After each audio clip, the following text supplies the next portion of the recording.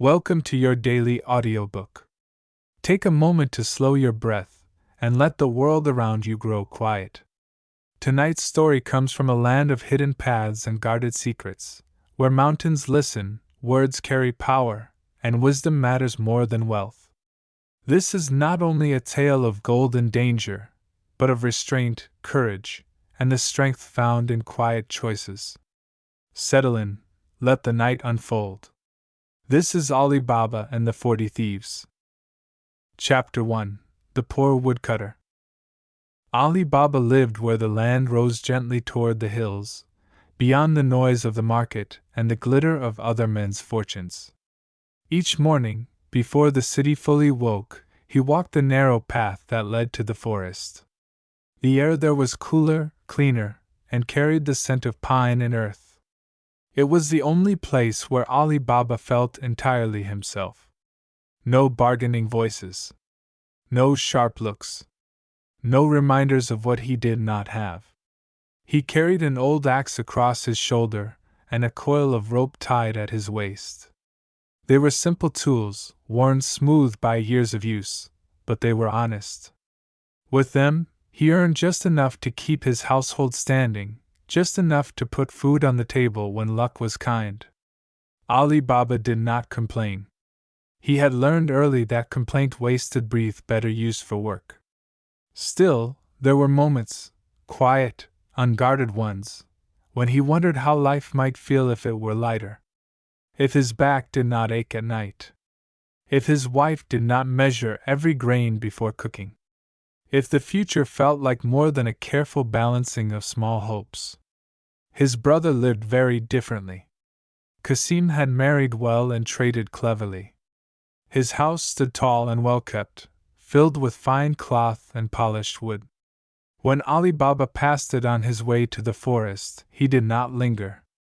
Envy was a sharp thing, and he preferred to keep his hands free of it. The forest greeted him as it always did, with stillness and patience. Ali Baba worked steadily, choosing fallen branches first, then cutting carefully from trees that could spare it. He respected the land that fed him. The sound of the axe striking wood echoed softly between trunks, rhythmic and familiar. Time passed unnoticed. It was while he rested, seated on a low rock and wiping sweat from his brow, that he heard something unusual. Voices. Not the casual sounds of travelers or shepherds, but many voices moving together, disciplined and deliberate. Hooves followed, heavy and numerous, shaking the ground beneath his feet. Ali Baba froze, instinct guiding him before thought could. He rose quietly and climbed a nearby tree, settling among its branches just as a large group of riders emerged into the clearing below. They were not merchants. Their clothes were dark and practical, their faces partly covered. Each man sat tall in his saddle, alert and watchful. The leader rode at the front, his gaze sharp as a blade, scanning the forest as if it were an enemy that might strike without warning. Ali Baba's heart pounded. He counted them without meaning to. There were many. Too many for honest business. Too many for coincidence. He held his breath, willing the leaves around him to stay still. The riders dismounted near a large, bare rock that rose from the earth like a forgotten monument. The leader stepped forward and spoke clearly, his voice calm and certain. "Open sesame!" The rock shuddered. Ali Baba's eyes widened as the stone split smoothly down the middle, revealing a dark opening where solid earth had been moments before. The air that rushed out was cool and heavy, carrying a scent unlike the forest, dry, ancient, and rich. The riders led their horses inside. Ali Baba remained frozen, his mind struggling to accept what his eyes had seen. The forest had revealed many secrets to him over the years, but nothing like this. His hands tightened around the branch as the last rider disappeared into the opening, and the rock closed once more, seamless and silent. Time stretched. Ali Baba listened to his own breath, slow and careful. Every instinct warned him to leave, to forget what he had seen and return to his familiar life. But curiosity stirred, quiet yet persistent. Fate had brushed past him, and he could not pretend it had not. At last, the rock opened again. The riders emerged, their movements unhurried but precise. Their horses now carried heavy sacks that shifted with weight. The men mounted quickly, and with one final command, the rock sealed itself once more. They rode away, vanishing into the trees as if the forest itself had swallowed them. Ali Baba remained in the tree long after the sound of hooves faded. When he finally climbed down, his legs trembled. He approached the great rock slowly, half expecting it to remain stubborn and unchanged. He stood before it, the forest silent around him, and spoke the words he had heard. "Open sesame!" The stone moved. The opening yawned wide, revealing a cavern lit from within by a soft, golden glow. Ali Baba stepped forward, his breath catching as he crossed the threshold. Inside lay wonders beyond imagining. Piles of gold shimmered in the light. Jewels gleamed from the walls. Rich cloth and fine weapons rested in ordered stacks. It was not chaos, but abundance carefully gathered and fiercely guarded. Ali Baba felt awe, then fear, then something steadier. He thought of his home, of his wife counting grains, of a life lived honestly, yet always on the edge of want. He did not reach for the nearest treasure. He did not fill his arms without thought. Instead, he took only what he could carry, enough to ease hardship, not enough to invite ruin. Before leaving, he looked once more at the cave, committing its shape to memory. Then he spoke the words again, and the mountain closed, keeping its secret. As Ali Baba returned to the forest path, the weight of the gold pressed against his side, not heavy enough to slow him, but heavy enough to change everything. He did not yet know how far the echo of those words would travel, nor how many lives they would touch. But the mountain had opened once. And secrets, once revealed, rarely remain alone for long. Chapter 2: The Words That Opened the Mountain. Ali Baba did not return home by his usual path. The weight hidden beneath his cloak felt louder than it was, as though the gold itself wished to announce its presence. Every sound startled him. Every rustle of leaves felt like footsteps following too closely. He moved through the forest with care, keeping to shadow and silence, listening for hooves that did not come. When at last he reached his house, he closed the door behind him and leaned against it, breathing deeply. His wife turned at the sound, surprise crossing her face.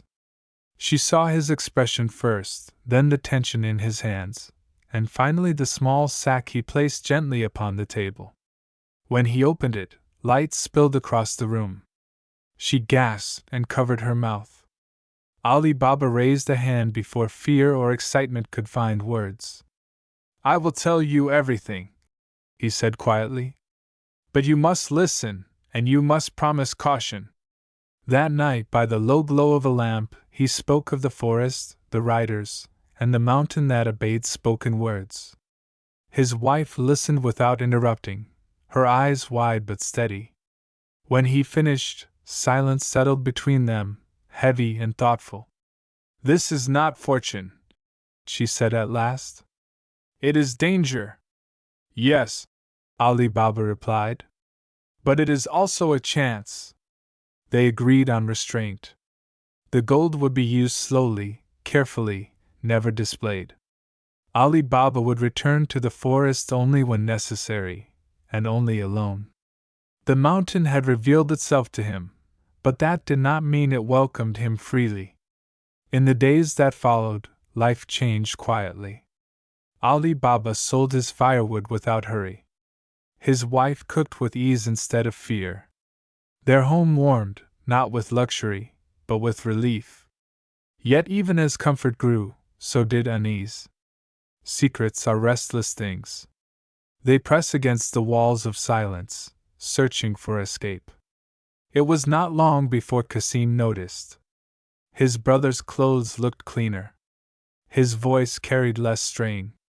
Small changes, easily overlooked, yet impossible to miss for someone trained to measure worth in appearances. One evening, Kasim confronted him. "You earn little," Kasim said, his tone casual but sharp.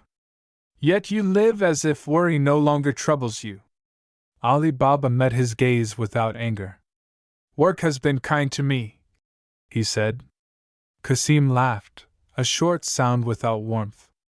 "Kindness does not arrive without reason." That night, Kasim followed him. Ali Baba did not see him at first. The forest hid many things, and Kasim believed himself clever. He watched from a distance as his brother approached the great rock and spoke the words that split the mountain open like a living thing. Kasim's breath caught. From the shadows, he saw the cave glow and swallow Ali Baba whole. When the mountain closed again, Kasim stepped forward, his heart racing not with fear, but with hunger. Later, when Ali Baba returned home, Kasim was waiting. "There is no use hiding it now," Kasim said. "I have seen what the forest hides." Ali Baba's heart sank. He knew that moment carried more danger than the first time the mountain opened. Kasim listened as the story was told again, but where Ali Baba had felt caution, Kasim felt only desire. The next morning, Kasim rode to the forest alone. He repeated the words without hesitation. The mountain opened for him as it had for the others, revealing its vast treasure. Kasim stepped inside, laughter escaping his lips as he filled his arms, his bags, his thoughts. Gold replaced judgment. He reached for more. Always more. The cave, silent and patient, watched him as it had watched others. When at last he turned to leave, his mind clouded by wealth, he spoke the words aloud. Nothing happened. He tried again. And again. The mountain remained still. Panic surged where confidence had lived moments before. Kasim shouted, striking the stone with his fists, his voice echoing uselessly against the walls. The words that had opened the mountain had slipped from him, lost beneath greed's weight. The cave did not forgive forgetfulness. When the riders returned, they found what the mountain had kept. And far from the forest, unaware of the price his brother had paid, Ali Baba felt a chill pass through him, sudden and unexplainable, as if the earth itself had drawn a sharp breath, warning that the secret he carried had begun to demand its cost. Chapter 3: The Cave of Riches. Ali Baba woke before dawn, uneasy and alert. The chill he had felt the night before had not faded with sleep. It lingered, heavy and insistent, like a shadow that refused to lift. He dressed quietly and stepped outside, breathing in the stillness of the early morning. Somewhere beyond the city, the forest waited, unchanged yet no longer innocent. He thought of Kasim. Though his brother's words had been sharp and his heart ruled by desire, Ali Baba could not ignore the bond between them. Blood carried its own weight, heavier sometimes than gold. By mid-morning, when Kasim did not return home, worry settled into certainty. Ali Baba went to the forest. The path felt longer than usual, each step measured by dread. The trees stood tall and silent, offering no comfort. When he reached the great rock, it loomed before him, unmoved and inscrutable, as though it had never opened at all. Ali Baba spoke the words. "Open, Sesame!" The mountain obeyed. The opening revealed the familiar glow within, but something felt different now. The light seemed colder, sharper, as if the cave itself remembered what had happened. Ali Baba stepped inside slowly, his breath shallow. He did not call out at first. The treasures lay as before, piled and ordered, beautiful and dangerous. Gold glittered without warmth. Jewels reflected his worried face back at him, distorted by their many angles. Then he saw what the mountain had kept. Kasim lay near the inner wall, motionless, his hands still reaching as if the cave had frozen him in the act of wanting. The sight struck Ali Baba like a physical blow. He fell to his knees beside his brother, grief and horror twisting together in his chest. The cave had not killed Kasim. It had simply not saved him. Ali Baba understood then that the mountain was neither cruel nor kind. It answered words, not intentions. It rewarded restraint and punished excess without judgment. Those who entered carried their fate with them. Ali Baba did what he could. With trembling hands and a heavy heart, he prepared to take Kasim home, knowing the risk of being discovered grew with every passing moment. When at last he sealed the mountain once more and began the long journey back, the weight he carried was not gold, but consequence. Kasim's house fell silent. Ali Baba spoke gently to his brother's wife, offering comfort and support without explanation. Some truths protected no one when spoken aloud. The city accepted Kasim's absence without question. Wealth had many enemies, and curiosity was not among the kindest. But the thieves noticed. They returned to the forest as they always did, disciplined and exact. When they found signs of disturbance within the cave, their leader's expression darkened. Someone had entered who did not belong. Someone had survived long enough to leave. The mountain has been betrayed, he said. They searched carefully, following small signs others would have missed. Tracks, broken twigs. A pattern of movement that spoke of caution rather than greed. Their trail led not into the wilderness, but toward the city. Ali Baba felt the change before he saw it. A tension crept into his days. The air around his house seemed heavier. He caught glimpses of strangers who looked too long, listened too closely. He said nothing to his wife, but he slept lightly, waking at every sound. The cave had given him riches. Now it had given him attention. And as the mountain waited in silence, guarding its treasure with ancient patience, Ali Baba began to understand that taking only what one needed did not end a story. Sometimes, it only began the chase. Chapter 4. The Brother Who Wanted More. The city did not know it was being watched. Life moved as it always had. Merchants argued over prices. Children ran through narrow streets. Doors opened and closed with familiar rhythms. Yet beneath the ordinary sounds something had shifted. Eyes followed where they had not before. Questions lingered unspoken. Ali Baba felt it each time he stepped outside. He carried himself carefully now, aware that even the smallest change could draw attention. He returned to his work, cutting wood, selling it honestly, letting his hands grow rough again. Wealth hidden too well could be as dangerous as wealth displayed. But restraint could not undo what had already been set in motion. The thieves entered the city one by one, scattered like seeds on the wind. They dressed as traders, travelers, men with no reason to be remembered. Yet they shared the same sharp awareness, the same quiet patience. They watched houses, counted steps, listened at doors. They searched for the man who had entered the mountain and lived. The leader found the trail at last. Ali Baba's house was modest, unremarkable, yet it carried the faint scent of change. Not abundance, but relief. Not extravagance, but ease. It was enough. The thieves marked the door. Ali Baba did not see them do it. He returned late that evening, tired from work, his thoughts elsewhere. Only Morgiana noticed. She was a servant in the household, quiet and observant, with eyes that missed nothing and a mind that never rushed to judgment. As she drew water from the well, she saw the mark near the doorframe, small and deliberate. It did not belong. Morgiana said nothing at once. She studied the street, the houses nearby, and noticed the same mark appearing on others, slightly altered, just enough to confuse. When she understood the intent, she acted without hesitation. Before night fell, Every door on the street bore a similar sign. When the thieves returned under cover of darkness, certainty failed them. House after house looked the same. The leader's jaw tightened as confusion spread among his men. "This one is clever," he said. They withdrew, but not in defeat. The leader knew patience. He knew that fear could reveal what marks could not. He ordered his men to wait, to watch, to let time loosen caution.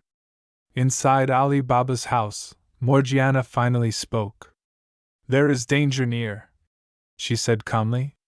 Ali Baba listened as she explained what she had seen and done. When she finished, silence filled the room, thick with realization. "You have saved us," Ali Baba said. "This danger has not passed," Morgiana replied. "It has only been delayed." She was right. The thieves returned again, this time with a plan that did not rely on signs or chance. They arrived openly, disguised as merchants, their goods packed in large jars sealed tight. They sought lodging, presenting themselves as weary travelers seeking shelter for the night. Ali Baba, bound by custom and kindness, welcomed them. Morgiana watched as the jars were carried inside. She noticed how carefully they were handled, how the men avoided sudden movement. When night fell and the house grew quiet, she approached one of the jars with a small lamp in her hand. A whisper answered her touch.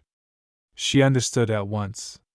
Without panic, without sound, Morgiana acted. She heated oil until it shimmered and poured it carefully into each jar, sealing the danger before it could rise.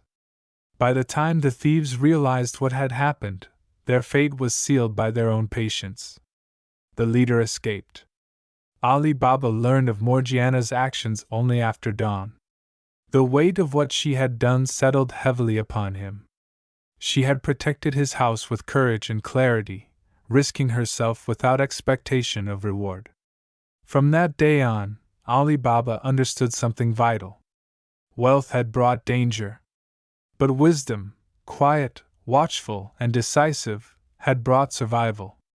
And somewhere beyond the city walls, the leader of the thieves waited, anger sharpened by loss, already shaping a final move that would test not only Ali Baba's fortune, but the strength of those who stood beside him.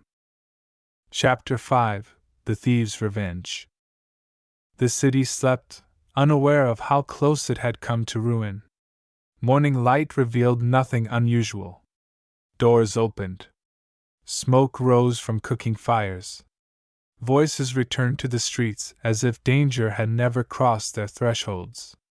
Yet beneath the calm, a single will burned with quiet fury. The leader of the thieves had not fled far. He watched from the edges of the city, his mind sharp despite the loss of his men. Anger did not blind him. It refined him. He replayed every detail, every mistake, every sign of resistance. One truth stood clear above all others. Ali Baba had not acted alone. Someone within that house had seen what others would have missed. Someone had thought faster than fear. The leader smiled thinly. Cleverness deserved respect. And destruction. He returned to the city in a new form, his manner humble, his clothes worn, his voice smooth with practiced ease. He called himself a merchant, a seller of fine oil, known in distant lands and welcomed wherever trade flowed. He carried no jars this time, only samples and stories. When he came to Ali Baba's door, he bowed deeply. "I have traveled far," he said, "and the road has left me weary. I ask only for rest and shelter, and I will pay generously for the kindness." Ali Baba hesitated. The memory of danger had not faded, but neither had his sense of duty. The man before him seemed alone, harmless, respectful. To refuse hospitality without cause would have weighed heavily on his conscience. He agreed. Inside, Morgiana watched. She did not trust the man's eyes. They moved too deliberately, measuring space, counting exits. His voice carried warmth, but his silence felt sharp. While Ali Baba spoke with the guest, Morgiana studied the way he held himself, the way he noticed everything while appearing to notice nothing. That night, a feast was prepared. The merchant praised the food, the household, the generosity of his host. His laughter rang easily, but it never reached his eyes. When music was suggested, he welcomed it at once, his smile widening. Morgiana danced. She moved with grace and control, her steps light, her focus unwavering. The room quieted as she performed, not for applause but for purpose. She watched the merchant as she danced, watched his breath, his hands, the slight tightening of his jaw. At the height of the performance, she reached for a blade. The movement was swift and final. Before the merchant could rise or speak, Morgiana struck. The truth fell with him, revealed at last. The leader of the thieves lay still upon the floor, his plans ended by the very watchfulness he had sought to overcome. Silence followed. Ali Baba stood frozen, the weight of realization crashing over him. Morgiana lowered the blade, her face calm, though her heart raced. "He came to finish what he started," she said simply. Ali Baba understood then the full cost of the secret he had uncovered in the forest. It had invited danger into his home, placed lives at risk, and demanded courage he had not known he possessed. He also understood something else. That survival had not come from gold, nor from chance, nor from words spoken to stone. It had come from loyalty, awareness, and the willingness to act when silence would have been easier. As dawn approached and the city prepared to wake once more, Ali Baba knew the chapter of fear was closing. But its lesson would remain. For secrets do not end when danger passes. They end only when wisdom takes their place. Chapter 6: Morgiana's Wisdom. The house felt different after the danger passed. Not lighter, but clearer, as if a long-held breath had finally been released. The night gave way to morning, and with it came the quiet work of restoring order. Ali Baba saw to what needed to be done with care and discretion, ensuring no questions followed the events that had unfolded beneath his roof. When the door finally closed on the last trace of threat, Ali Baba turned to Morgiana. For the first time, he truly saw her. She stood calm and composed, her movements steady, her expression thoughtful rather than proud. There was no triumph in her eyes, only awareness. She had done what was necessary, nothing more, nothing less. "You saved us all," Ali Baba said. Morgiana lowered her gaze. "I did what the moment required." Ali Baba shook his head slowly. "Gold did not protect this house. You did." He knew then that wealth, if left unguarded by wisdom, became a liability. Morgiana had understood this from the beginning. She had seen danger not as noise and violence, but as silence and patience. From that day forward, Ali Baba placed his trust in her judgment. He shared with her the full truth of the mountain, the words that opened it, and the rule he had followed since the beginning, to take only what was needed, and no more. Morgiana listened carefully, weighing each detail. "The mountain is not the danger," she said at last. "What men bring into it is." Her words stayed with him. Ali Baba returned to the forest less often after that. When he did, he moved with humility, mindful that fortune borrowed must be respected. Each visit reminded him that the cave had been a test as much as a gift, revealing the measure of those who entered. At home, life settled into a new rhythm. Comfort replaced fear, but not caution. Ali Baba and his wife lived with ease, yet without excess. Their table was full, their nights peaceful. Morgiana remained at the heart of the household, her presence steady and grounding. The city noticed the change. People spoke of Ali Baba with respect rather than curiosity. He was known as a man who prospered quietly, who helped without display, who listened more than he spoke. When disputes arose, his counsel was sought. When hardship struck, his door remained open. Morgiana's influence shaped these choices. She reminded him that power shown openly invited challenge, while power exercised gently inspired trust. She taught by example, never by command. In her calm awareness, Ali Baba found balance. Yet one final matter remained unspoken. The mountain still stood. Its treasure lay untouched, waiting behind stone that obeyed words. Ali Baba knew he could return, could claim more, could secure his future beyond doubt. But each time the thought arose, it passed just as quickly. He had learned enough. True wealth, he now understood, was not hidden behind secret words or guarded by fearsome men. It lived in loyalty earned, wisdom shared, and peace protected. As the sun set one evening, casting long shadows across the city, Ali Baba watched Morgiana move through the house with quiet purpose. Gratitude filled him, deep and steady. The mountain had given him gold. But Morgiana had given him understanding. And understanding, once gained, could not be stolen. Chapter 7: The Last Trap. Peace has a way of testing those who believe they have earned it. For a time, nothing disturbed the calm that settled over Ali Baba's house. Days passed gently, marked by honest work and quiet evenings. The forest stood unchanged, the mountain silent. Even memory softened its sharpest edges. Yet Morgiana remained watchful. She trusted calm only when it proved itself over time. Danger, she knew, rarely announced its return. It arrived disguised as routine, hidden within familiarity. One afternoon, as Ali Baba returned from the market, she noticed something subtle but wrong. A stranger lingered too long near the street, his posture relaxed, his gaze wandering with false ease. When their eyes met, he looked away too quickly. Morgiana felt the old tension stir, quiet but unmistakable. She said nothing at first.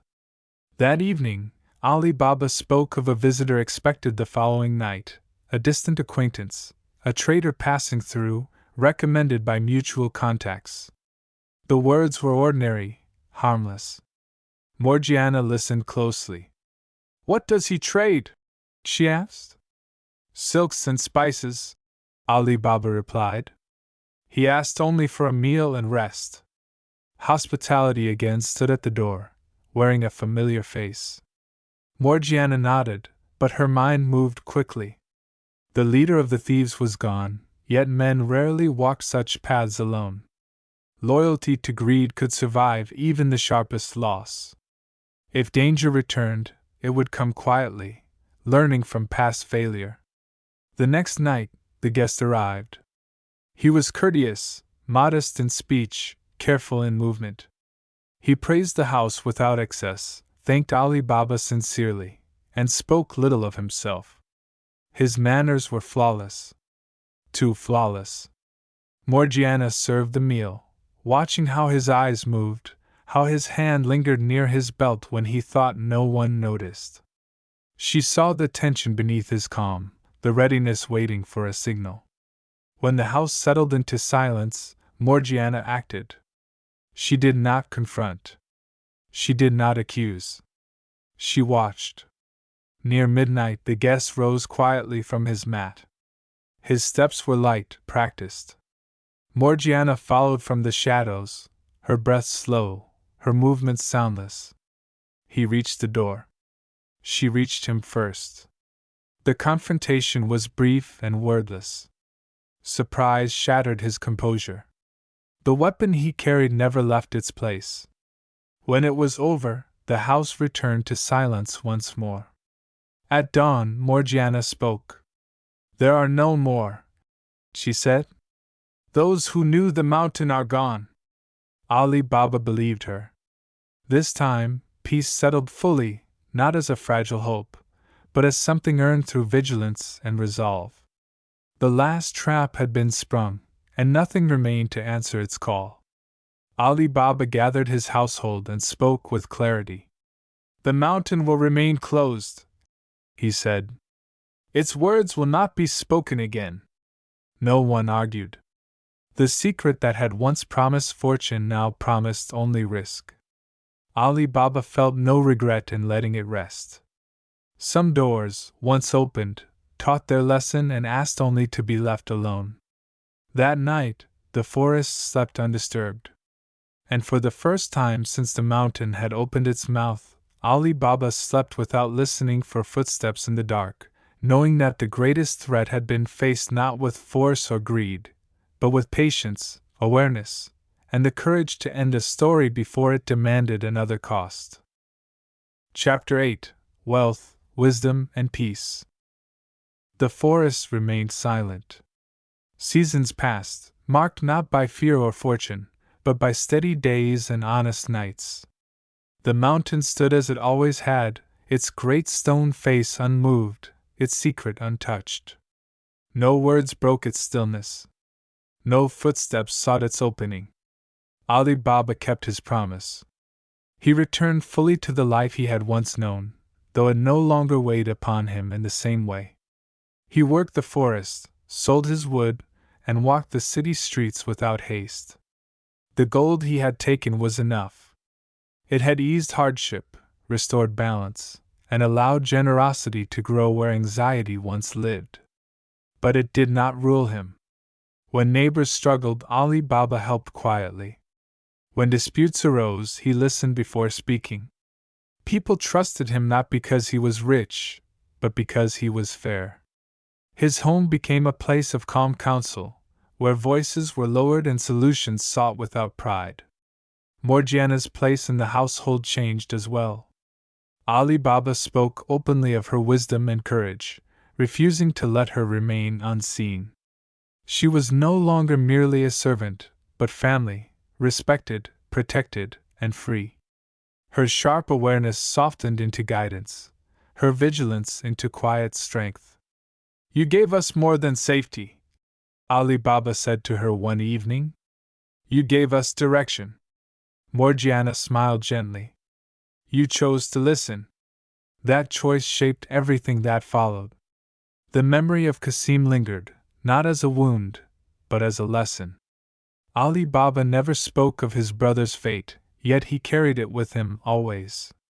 It reminded him that wealth taken without measure demanded payment, and that greed, once invited, rarely left quietly. As for the mountain, it became a symbol rather than a temptation. Ali Baba knew it would always answer the words spoken to it. That power remained, waiting patiently beneath stone and earth. But wisdom had taught him something stronger than curiosity. Some doors exist not to be opened, but to test whether we can walk away. In the quiet evenings, when the city softened and the forest darkened beyond the hills, Ali Baba sat outside his home and listened to the wind. He felt no longing for what he had left behind. The life he lived now was whole, shaped by care rather than chance. Peace, he learned, was not the absence of danger. It was the presence of understanding. And so the story of Ali Baba did not end in gold or secret words, but in something rarer and more enduring, a life guided by restraint, strengthened by wisdom, and protected by the courage to choose enough over more. The mountain remained closed. And in that silence, Ali Baba found the truest treasure of all. And so the story draws to a close. Not with the clatter of gold, nor with the echo of secret words, but with the calm that comes from knowing when enough is truly enough. Thank you for listening to your daily audiobook. If this story brought you peace, reflection, or quiet wonder, you are always welcome to return. Until our next journey, may your nights be gentle, and your path guided by wisdom.